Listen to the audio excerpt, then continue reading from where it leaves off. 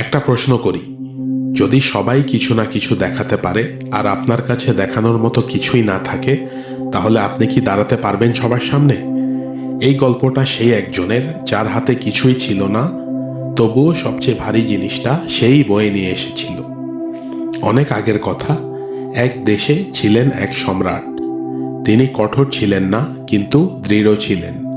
তিনি জানতেন, রাজ্য চালানো মানে শুধু ক্ষমতার প্রদর্শন নয়, এটা নির্ভর করে প্রতিদিনের সঠিক সিদ্ধান্ত নেয়ার উপর। কিন্তু বয়স তাকে ধীরে ধীরে ক্লান্ত করে তুলছিল, আর তার কোনো উত্তরাধিকারীও ছিল না।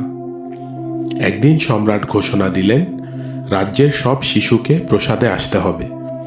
সেদিন প্রসাদের আঙিনা ভরে গিয়েছিল। হাজার হাজার শিশু, হাজারো মুখ। সম্রাট সামনে এসে সবার হাতে একটি করে বীজ দিলেন।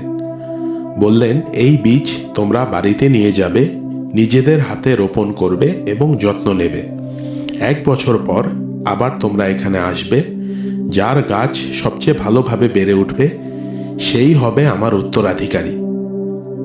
তিনি বললেন, আমি এমন কাউকে খুঁজছি যে এই কাজটাকে দায়িত্ব সহকারে পালন করবে। ওই ভিড়ের মধ্যে একটি ছেলে ছিল, তার নাম ছিল লিন। সে ভিড়ের মধ্যে সবচেয়ে চুপচাপ ছিল, কোনো উত্তেজনা তার চোখে ছিল না।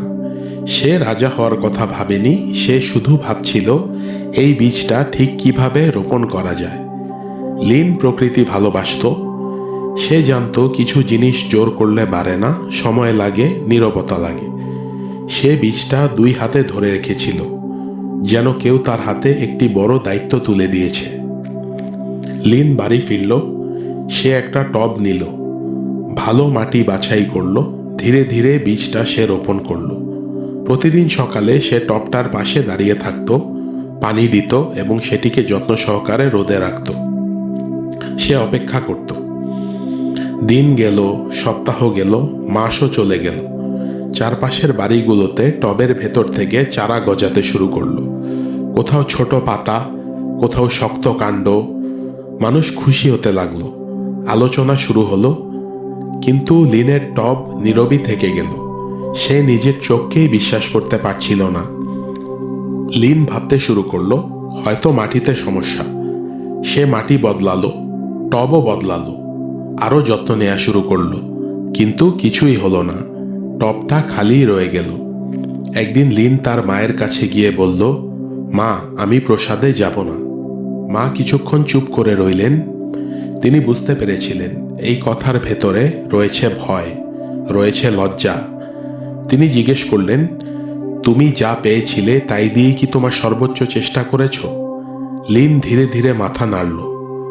মা বললেন, তাহলে তুমি খালি টবটা নিয়েই চলে যাও। এই কথাটা ছিল সহজ, কিন্তু অনেক সাহসী। 1 বছর পূর্ণ হলো। প্রসাদ আবারও ভরে গেল। সবাই এনেছে সবুজ গাছ। কেউ কারো দিকে তাকাচ্ছে, কেউ নিজেরটা দেখাচ্ছে। কারোটা ছিল অনেক বড়, কারো গাছ ছিল অনেক সুন্দর। লিন দাঁড়িয়ে ছিল এক পাশে, একটা খালি টব হাতে। সে তার চোখ নামিয়ে রেখেছিল। সম্রাট একে একে সকলের গাছ দেখলেন, তারপর লিনের সামনে এসে দাঁড়ালেন। তিনি দেখলেন লিনের টব খালি। সম্রাট বলা শুরু করলেন, আমি যে বীজ দিয়েছিলাম সেগুলো আগের থেকেই সিদ্ধ করা হয়েছিল। সিদ্ধ বীজ থেকে কখনোই গাছ জন্মানো সম্ভব নয়।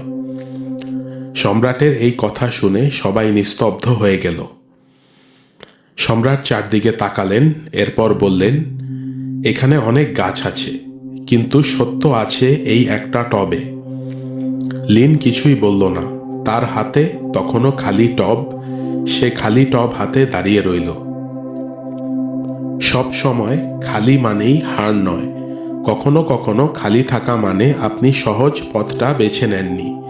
অনেক মানুষ জীবনে কিছু একটা দাঁড় করায় যাতে প্রশ্ন না আসে, আর কিছু মানুষ প্রশ্নের মুখে দাঁড়িয়ে থাকে হাতে কিছু না নিয়েই। এই পৃথিবীতে সবচেয়ে কঠিন কাজটা হলো যা নেই তাই মেনে নেওয়া, তাকেই সত্য হিসেবে নিয়ে দাঁড়িয়ে থাকা। সবাই সেটা পারে না। এই গল্পটি যদি আপনার ভালো লেগে থাকে, তাহলে টাইমলেস স্টোরিজ আপনার জন্যই। একটি লাইক দিন আর এমন গল্পের জন্য সাবস্ক্রাইব করে পাশে থাকুন, কারণ কিছু গল্প সময় নয়, সাহস চায়।